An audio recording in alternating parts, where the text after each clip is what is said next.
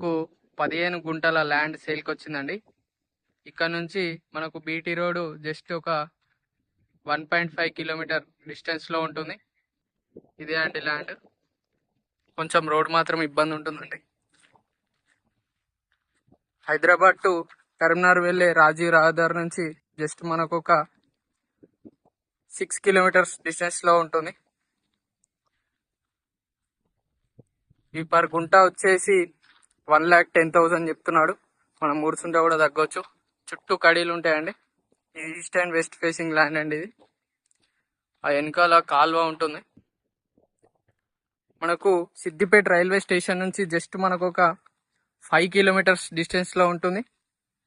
డిఎక్స్ఎన్ company నుంచి ఒక 7 kilometres డిస్టెన్స్లో ఉంటుంది. ల్యాండ్ మాత్రం చాలా బాగుంటుందండి.